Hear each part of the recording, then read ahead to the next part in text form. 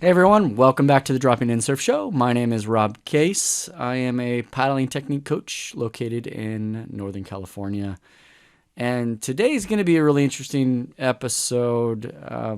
I'm going to go off on a little bit of a rant of exploration on the takeoff angle of a shortboard versus a longboard based on some footage that we took at the Kelly Slater Surf Ranch. So we have 5 different surfers, and this is going to be a very visual podcast, unfortunately, for those that are listening to this in their car. I'll do my best to describe what we're showing on screen. But we have 5 different surfers taking off on the wave at different parts of the basin, so it's not quite consistent. There are 3 lefts, there are 2 rights. The 2 rights are in vastly different places of the basin. The 3 rights are relatively in the same location or in the general middle of the pool going left. But again, they're not in exact locations. And that's not really the point of what we're not using this to make any conclusions, but we are using this to make observations. And that's kind of where I was going with this. We've had a lot of episodes about length versus volume. We had Sean and Jeff from CSU San Marcos on the show 2 episodes ago, talking about the science between the science of surfing. And 3 episodes ago, Zuhair and myself shared our length versus volume paddling experiment, but everything was in flat water. So the next thought process really is how length and volume and just the general approach to catching waves impacts the ease of catching waves or the timing of when you get to planing. And so one of the things that I talk about a lot in level 2 is what is required in order for us to catch a wave.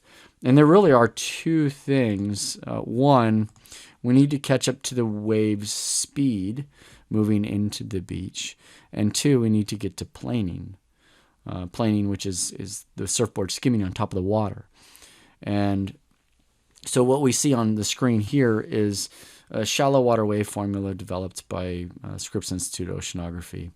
And on the left-hand side, we have the different heights of the waves. And on the far right, we have how fast that wave is moving into the beach at a 90-degree angle at the point at which it is breaking. It's shallow water. That's why we call it the shallow water wave formula, which is different than the deep water formula. So what's really important to know about this chart, because we are going to reference this chart in reviewing this video, but what's important is this height is the true height. So it's not Hawaiian size, it's not California size, it's not Australia size.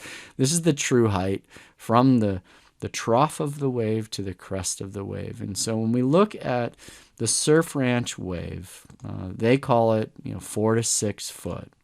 But in terms of true height, if we were to pull that up and compare it to someone riding it, it's in that true height of 6 to 8. And I know a lot of people are going to give me a hard time about this, but honestly, if you were to take a ruler and a freeze frame, we're looking at when someone's standing on the wave and they're somewhat crouched over and they're almost 6 foot, it's about a foot or 2 above them, and there's about a foot or 2 below them when they're at the bottom of the wave. They're not in the total flat water where the trough is.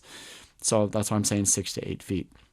So what this chart is showing is that a 6-foot wave is moving into the beach at approximately 10.71 miles per hour. A 8-foot wave is moving into the beach, according to this formula, at a speed of about 4 miles an hour. So between 10.7 and 12.4 miles an hour is the speed of the Surf Ranch wave if it were in shallow water going into breaking. So again, approximately between, let's just say, 11 and 12 miles an hour. That's what the surfer needs to get up to just to catch the wave itself. Now, we don't know the speed at which you need to plane on a vessel or plane on a surfboard, whether it's a shortboard or longboard, because that really has a lot to do with its dimensions as well as how the water is interacting with the bottom of the board. And that's really the question. So we know from this formula an approximation, and again, this is an approximation. This is, these speeds that we're showing here in this table. This is for the generalized wave at a beach coming in, or a reef. The rate of change of the depth makes a much bigger impact on the type, the wave shape when it actually breaks. This is a generalization of how fast that wave is moving into the beach. So what happens when we catch a wave is that some of this speed and momentum transfers to the surfer, and that helps that surfer get up to the speed at which they need to get up to in order to catch the wave. Now, this is only one force that gets us up to that speed. Everyone thinks paddling gets up to it, but paddling, we can't even catch a 2-foot wave in flat water at the speeds at which we paddle. A shortboard paddles at around 3.5, 4 miles an hour at max. A longboard, maybe 4.5 miles max. A 2-foot wave, according to this formula, is moving into the beach at about 6.2 miles an hour. So in flat water, we can't paddle fast enough to catch a wave. We need to have the transfer of momentum from the wave. So in other words, this energy transferring to us, this momentum transferring to us, and another force called gravity. And really, gravity is just a ramp. So now I'm showing a simple trigonometric formula for an object sliding down a ramp with friction, using some simple trigonometry and using some information for generalized drag coefficients for surfboards based on a study that I found.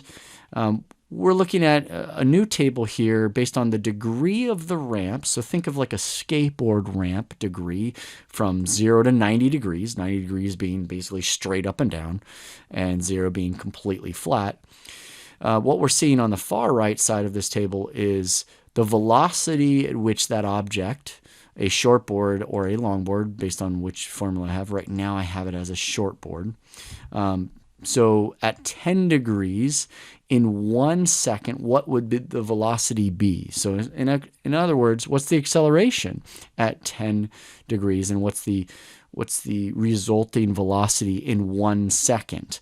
So at 10-degree ramp, a shortboard gets to about 1.87 miles per hour within a second. Now, we all know that a wave angle, this ramp, changes, and that's not what we're not trying to define it in that much granularity, but this is just a concept that as the wave degrees change from 10 to 20 to 30 to 45 to 60, 65, 70, and then they begin to break, how fast would gravity take that object that's on the face of the wave?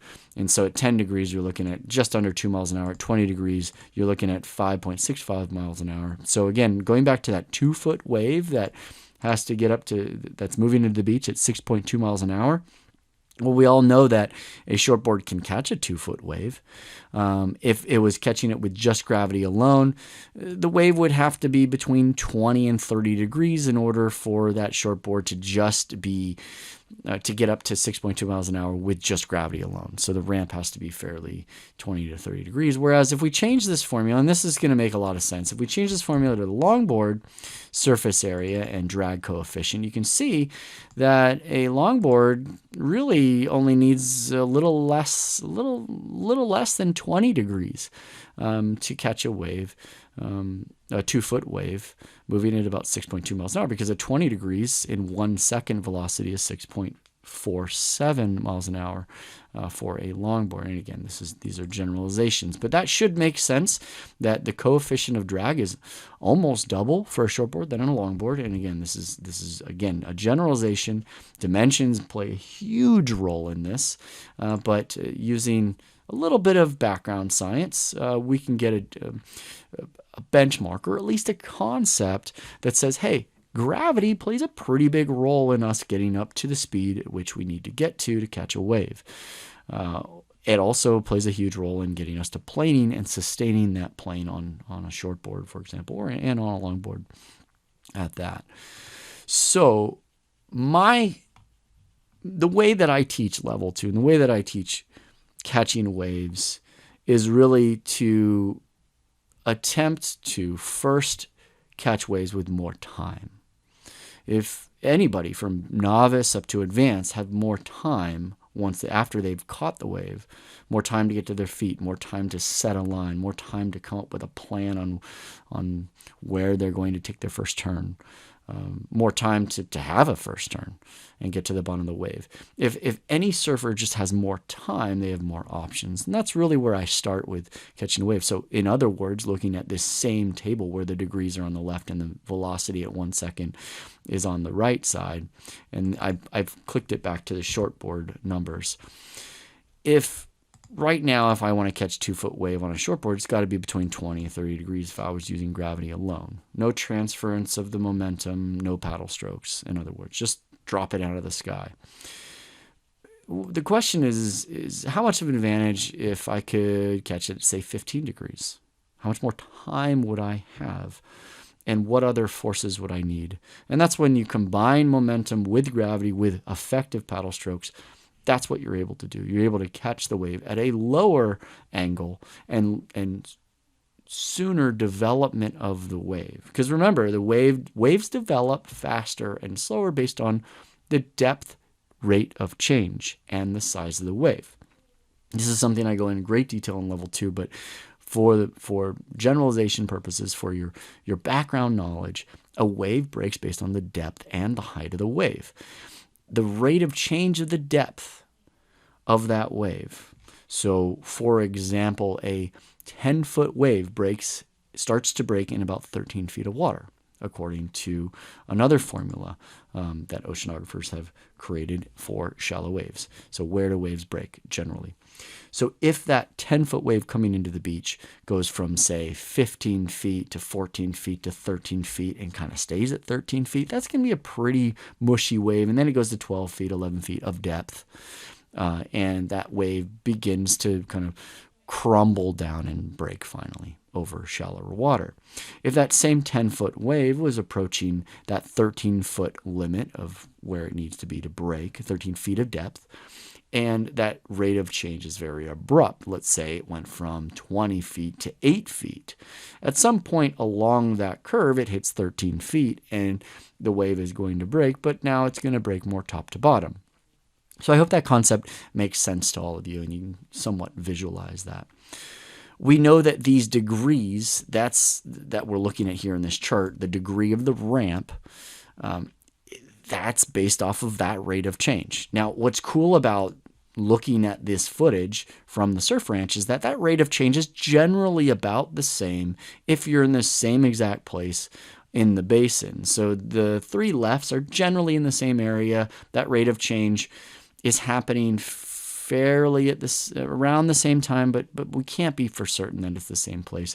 The two rights are happening at different places on the wave, so that rate of change is slightly different. So one thought process could be, if we really wanted to objectively study this, is that we would have to have the surfer take off, start and end at the same exact place in the basin. We would have to have the same direction of the wave and obviously have the same bottom topography during that wave, which a wave pool is a perfect place to try to experiment that. I still think that there's a lot of variables involved, so we can't be for certain, but that's about as close as we're going to get in that respect.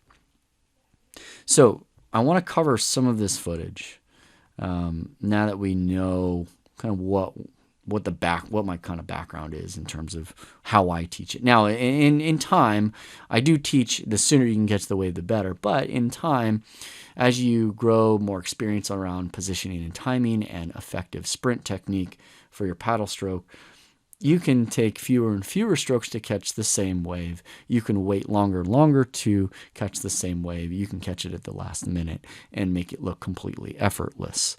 Again, I teach everything from having plenty of time and getting it early to catching it last minute.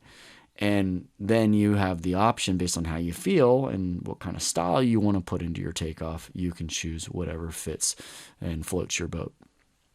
So looking at this, I broke it up into 5 different surfers. The first one was kind of a moderately steep takeoff, or one that I would consider as moderately steep based on where he's taking off in the basin. This is a little bit on the north end of the middle.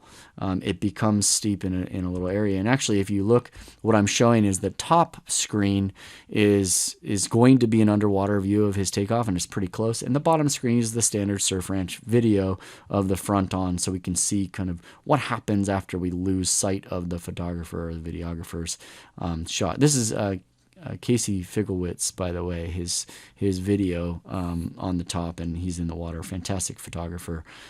If you ever need one for the Surf Ranch, I highly recommend Casey. So if we were just to play this, we can see the wave kind of breaks on his back as he's getting to his feet. It breaks behind him. So we do lose a little bit of that just purity of the wave curvature when we look at the underwater view, which is on top. And then he's up to his feet, and he's probably stable near the end of the frames here, and we lose sight of him in the underwater view.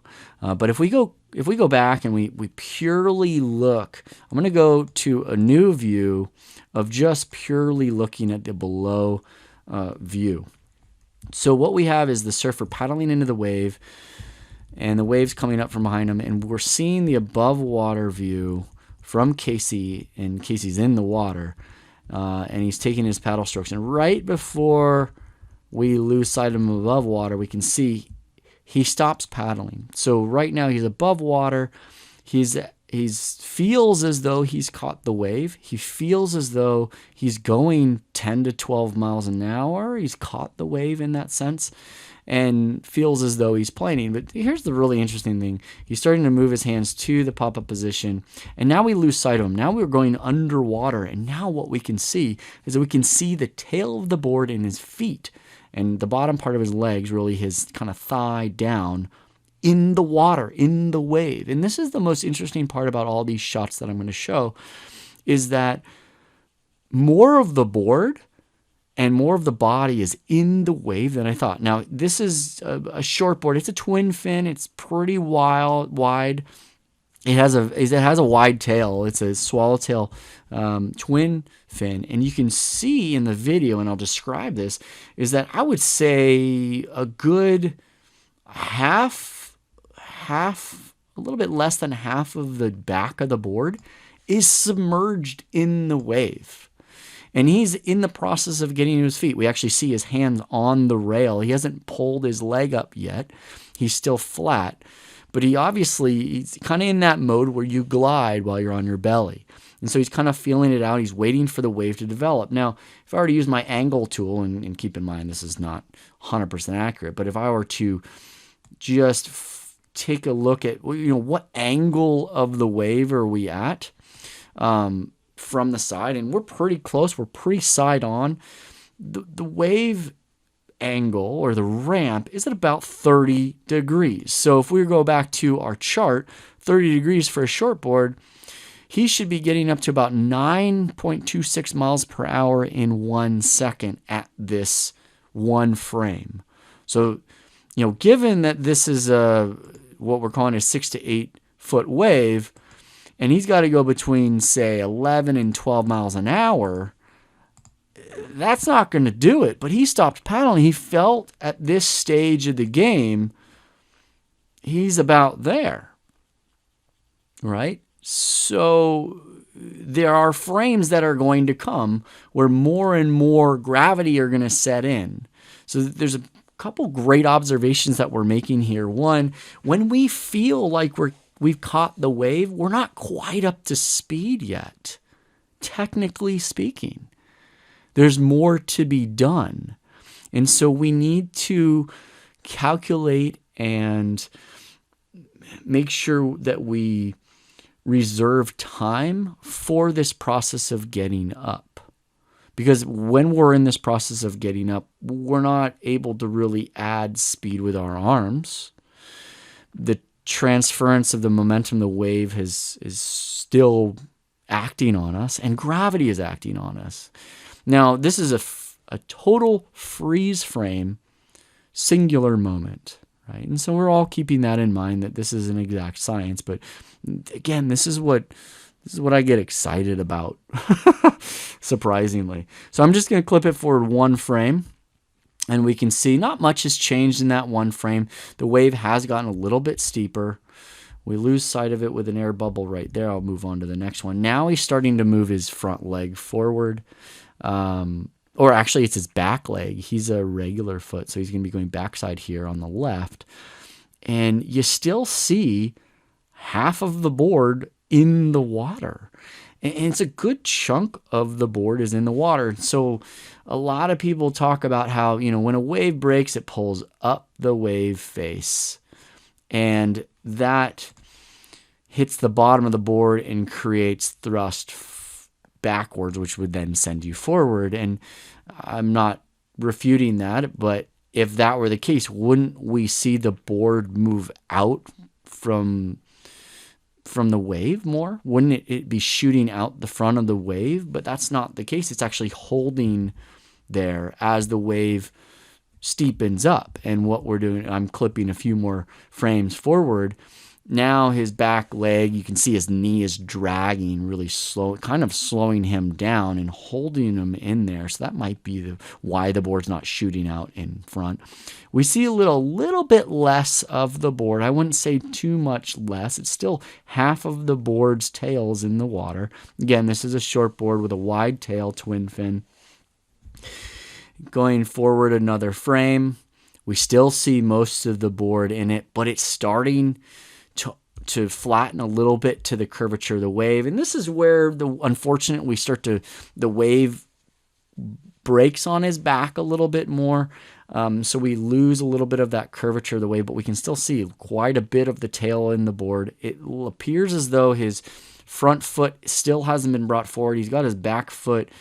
His back foot is completely disappeared. We don't know where that is. That must be on the board. And he's starting to bring his front foot forward. I'm clipping forward again, and now his front foot's moving forward. And that board's starting to flatten out, but I still see half of the back of the board in the wave face. I still see it. Now that front foot is gone.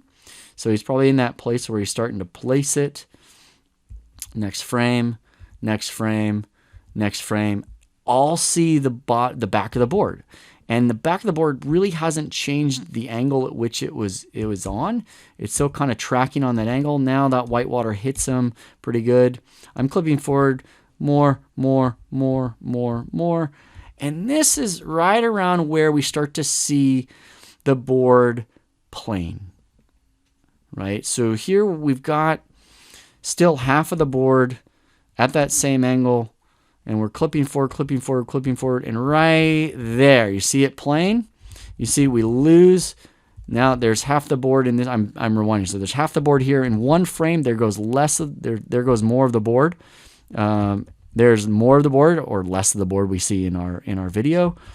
And now we're at about a quarter of the tail that we see, and now more of the quarter of the tail, and now we're definitely in that just tail zone that we see underwater. Now it's starting to get away from us here as we clip forward, but that tail is disappearing, and now you can see it's kind of at an angle of the water flow that he's planing on that tail. Now let's clip back over to where we can see the underwater and the above water when we start to see that board kind of disappear. So here, I've paused it where let's go back to, so the very first frame that we were just talking about, where we're really close to the surfer. We've got half of the board in the wave itself. His back foot still hasn't been placed. I'm clipping forward, he's starting to move his front leg forward or his back leg to place his back foot. His front foot is still hanging off the back of the board. We still see half of the board in the wave. You can see here on the bottom view, on the front on view, you can see the wave crumbling behind him. And then clipping forward, we lose that front foot in the underwater view, so he's placing it now. And it looks as though right around this frame here, he's got both feet on the board, and he's starting to move down the wave face. But in the underwater view, we still see half of the bottom board in the wave.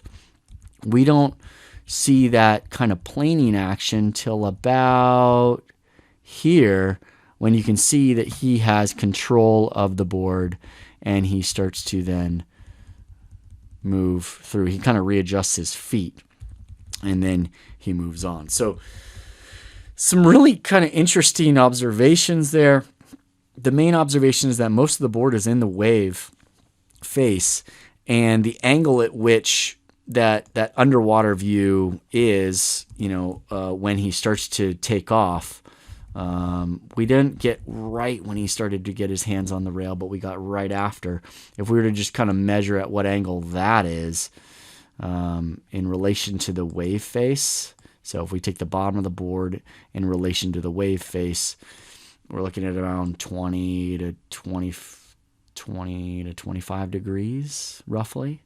And so that's kind of showing you how much of the board is in the water in comparison. So a 0 would be like none of the board is in the water, or none of the tail is in the water, I would say. 20, 25 degrees is it's about half the board. And that's the angle that it's making up in relation to the wave at that frame. And then if we kind of progress on, the wave becomes steeper. And so, we're looking now where he's placing his back foot and starting to slide his front foot. The wave to board angle is about 30 degrees. So it kind of moves about 10 degrees based on kind of our angle that we have here. That measurement, I would take it with a grain of salt. It's going to be a different angle in this Surfer 2.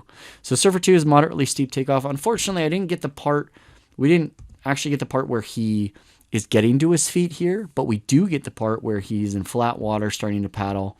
And then when it goes underwater, we see his paddle strokes right as the wave starts to lift him. Now, this is a low volume shortboard.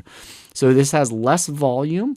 The weight to volume ratio is much higher than the previous board. An example, they're taking off a little bit further in the middle of the pool. It's definitely not as close to, this is a much steeper section, or it becomes much steeper than the previous Surfer.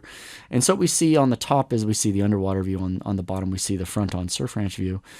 And here you can see, just in this one frame of him taking a few strokes, there's a lot of the board in the water. Again, it's about half of the tail of the board is in the water. While he's taking strokes, and his body, you see much more of his body and his legs in the water. Again, a lower volume board, he's got a lot more of the back end of his body in the water. I click forward a little bit more. You can see almost up to his chest is in the water. Now we're looking at like 3/4 of the board is in the water. And again, this is not at the same place yet of where our previous Surfer was. But you can see, he's basically body surfing here. Like he's got everything except for the nose of the board in the wave face. His body all the way up to his chest is in the water. He's taking his couple strokes here. The wave is progressing behind him. Unfortunately, we do lose him. But if you look at the angle which the board makes up in comparison to the wave face, again, we're looking at that 20-degree angle to start. It may get to that 30-degree, but unfortunately we lose the underwater footage at that point. It's starting to look like it's flattening out a little bit, but still a lot of the board is submerged in the water, still up to his chest, and then we lose the underwater. But if we continue on, he takes, I think, 2 more strokes, 1, 2, he almost gets kind of hung up here. And then he begins his pop-up motion right now in the steeper part of the wave. But the similarities, the observations that we make here, which is really interesting. Here's a lower volume surfboard. Much more of the board is in the back of the wave earlier in the process of catching the wave, as opposed to Surfer 1, where he was kind of at the point of popping up. So unfortunately, we can't do an apples-to-apples comparison, but these are 2 different shortboards. Because they're 2 different shortboards, but they're also 2 different points in the process. It's just really interesting to me to see that. Now let's move on to Surfer number 3. Surfer number 3, Takeoff. Now this is me taking off at a steep section at the very end of the barrel on the right. This was after the barrel is breaking at the tail end here. It becomes a pretty steep takeoff. So I come off the fence, and the underwater footage that we're viewing here is really when I'm in the process of getting up. And once again, you see a good chunk of my body in the water. Now, this weight to volume ratio is pretty similar to Surfer 2's weight to volume ratio surfboard. The surfboards are probably pretty similar in style of design. I'm further along in the process of catching this wave. So we didn't catch me paddling into it, but this is my process of getting to my feet. And what we see is maybe not 3/4 of the board are in the water, maybe more like half. So very similar to Surfer 1 in that half of the board, back half of the board, probably dead half of the board, right in the center to the back of the tail, is all submerged in the water. You see my thigh, basically up to my upper thigh, is in the water with my leg. And if I were to do an angle, and this angle isn't quite that great, but the angle again is in that kind of 30-degree zone. So at this stage of me starting to get to my feet, similar to Surfer 1, the angle of the board to the curvature of the wave face is about 30 degrees. And so here's the motion of, I've already got my back foot forward. Now I'm bringing my front foot through the middle of my board, of my body. So there's less drag. You can see there's no drag on the knee. And still, a good chunk of my board is in the wave still, holding it at that about 30-degree angle. And now I've got my feet on the board. And you can still see once I kind of start placing my feet, I'm pretty high up on this wave. And I'll show you the front-on view in a second so you can see. I'm at a point right now where I have to drop down the wave face to stay down. So the board is fairly flat, and then a few frames later you see me flatten the board out right there, and now I'm going down the wave face. From underneath you can see the board flat, and now a lot less of the board is in what we can see. We can only see about 1/4 of the back of the board now, and we can see the bottom of the board pretty clearly, which means that I'm flattening it out. And then I get to the bottom, so you can see even that rail right there, my front lead rail. There's the logo of the board, and then I got on my tail because it's kind of dropped out, and then it flattens out right there. So if I clip now to the split screen. Let's go to the split screen of me taking off here. Here we go. So here's the part where I start off and I'm starting to get to my feet. There's that roughly 30-degree angle of the board in the wave face. And the top view is the underwater. And then the bottom view is me taking off. You can see kind of that progress. So you can see how steep the wave is at this point. So I'm just trying to get to my feet. And then once I'm on my feet, I'm going to go ahead and navigate down that steep curve. I miscalculated it slightly here, and that's where the bump kind of came from right there. And then I proceeded on, but lost all that speed through the bump. So this was a much steeper wave, but still kind of resulted in a similar takeoff angle of the board. And at the point at which I'm starting to get to my feet, the board and the curvature of the wave, it's pretty similar to Surfer 1 on a less steep part of the wave. But it's that I had a lot less volume than him, but you still see half of the board at this point. So, if we were just to kind of look at those three and just use those three, the things that I'm thinking about are, well, if you're at about the same process of taking off, you have about the back half of the board is really what's in the wave face at about a 30-degree angle, roughly. If earlier in the process, a little bit less angle while you're building that momentum while it's transferring to you. So we got 2 more surfers here. I hope this is engaging to you, and I'm doing my best to describe what I'm showing on screen. Surfer 4 has a moderately mellow takeoff. What's interesting about Surfer 4 here is that her weight to volume ratio is very low. And so even though this is a shortboard, because she's so light and so small, what you'll see in the underwater video is that very little of her body is actually in the water. So what we're looking at here is that we're still on the split screen where the top is the underwater view and the bottom is the above water view front on. But when we look at the underwater view, I only see her foot. I really only see her foot visible.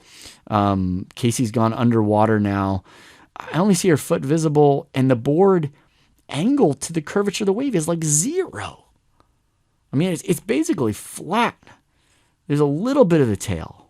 Now, she's in the process of taking strokes, and taking strokes. So similar to Surfer 2 in that respect, kind of in that process. It's not her getting to her feet. But that angle doesn't change all that much. She's pretty flat. Now, the only downside here is that she did take an angle at this wave, and she angled a little bit too soon, as opposed to continuing to go straight at 90 degrees and then angle as she's getting to her feet. So she starts to angle while she's paddling. So unfortunately, maybe that plays a role in her having to take these extra strokes to get into it. We now have come to the point where the underwater view, we can't see it anymore, but when we look at her, we're right here where she's starting to get to her feet. So the question is, at this point, if we had the underwater view, would we see more of the board in the wave at this point than we just previously did? Would it be as much as the shortboard? I'm going to venture to say no, because of the weight to volume ratio. I'm going to venture to say that she had less of a distance to go from displacement, which is what she's in these early frames. She's submerged or the board's submerged in the water at least, to planing, which is where she's at when she gets to her feet, right? So she's planing right now. So I feel like because of the weight to volume ratio, she has less distance to go from displacement to planing. Now, I'm going to kind of breeze through Surfer 4 and move on to Surfer 5, because Surfer 5 is a longboarder. And the question in my mind was, are we going to see something similar to Surfer 4 here? Because the weight to volume ratio should be even lower because the longboard, even though this Surfer is bigger than Surfer 4, she also has a bigger board than Surfer 4.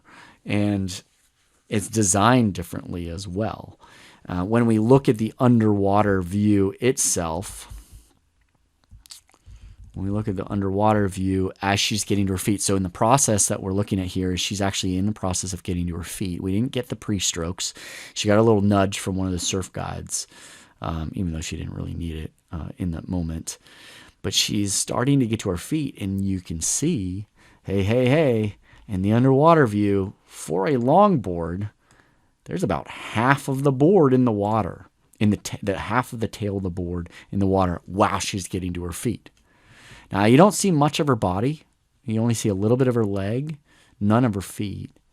But half of the tail is submerged in the water, in the water, in the wave, and it's at an angle of about 10 degrees only in relation to the curvature of the wave. So, going back to that chart of gravity, she's at about 10-degree ramp, right, on a longboard, with just that's not an apples to apples there.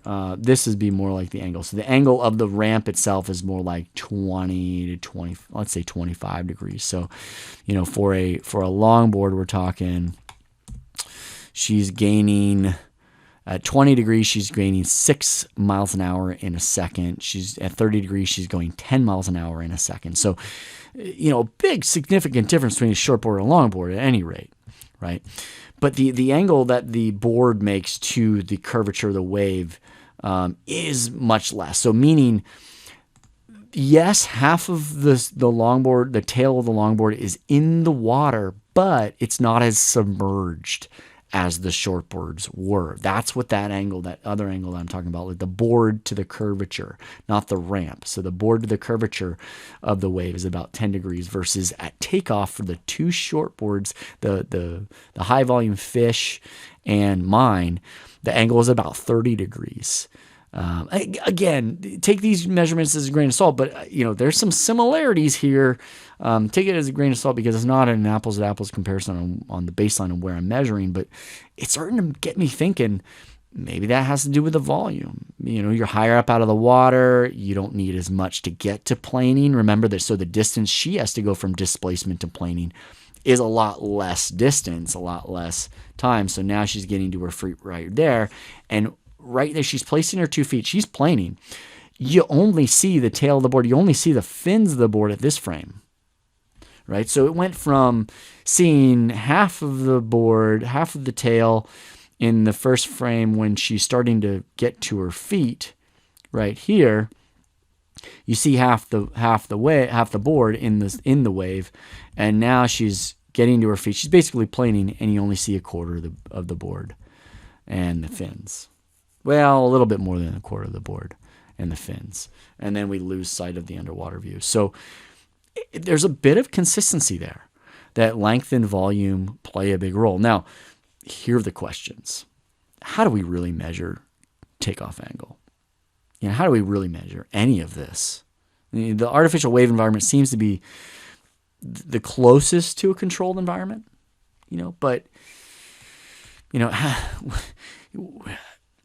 how do we have each surfer start and end at the same exact place? And what boards do we start with? What boards do we test? Is it length versus volume? How much of the wave pulling up and hitting the bottom of the board, how much of that is affecting the surfer's speed versus gravity, or versus the momentum transfer versus the paddle strokes, right? Is it length or volume, or is it a combination of both that allows that lower angle underneath the water? Here in these clips, it's showing basically the weight to volume ratio. It makes the difference of that board to curvature angle, or basically how much of the board is submerged in the water at that point at which you're taking off, right? It's really, at that point at which the surfer feels they are ready to get up to their feet, I should say. Or are we totally blowing it altogether, talking about length and volume? Is it more about surface area, right? Or is it surface area of just the tail? These are all the questions that we're getting from this, and I don't have the answers right now. What we can see clearly, though, is that half of the length of the shortboards of the tail are in the face of the wave and are at similar angles during that point at which the person's getting to their feet. That I find fascinating. It's only two tests. So more, I'm going to be on a mission to capture more of this. About a quarter of the length of the longboard, or boards where the weight to volume ratio is low, only about a quarter of it is in the water when, I suppose a little bit more. No, yeah, about more of the weight, more of the board is in, more of the board. So it's about the back half. Okay, we can clearly see the back half when they're about to get to their feet. But the angle of the board to the curvature of the wave is much lower, around that 10-degree angle. So, again, is that the volume in the tail? Is it the volume overall? Is it the pulling up? Is it the angle? They're able to get into this earlier at that lower ramp angle. Is that what's playing a role? And these are all the things that we can see clearly in the questions that we have. And like any experiment, we start with observations. That's where we start. We can't really conclude anything at this point. We can really just make observations and get people thinking about how we might be able to measure it, how we might be able to approach this in a more structured environment. And frankly, what are we trying to measure? These are all the questions that we need to figure out. So for now, I'll tell you, I'll just kind of let you ponder these questions, and I'll ask kindly that you go and you play around with this. Play around with your takeoff. Play around with different boards. Play around with when you feel and observe that feeling of taking off, that you've got this. And if you get any footage, even better. And I'd love to see it and have discussions with you about that. But for now, I really appreciate you listening and watching.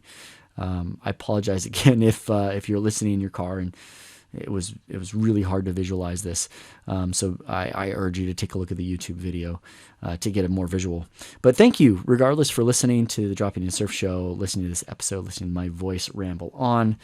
And until we speak again, I'll see you in the water.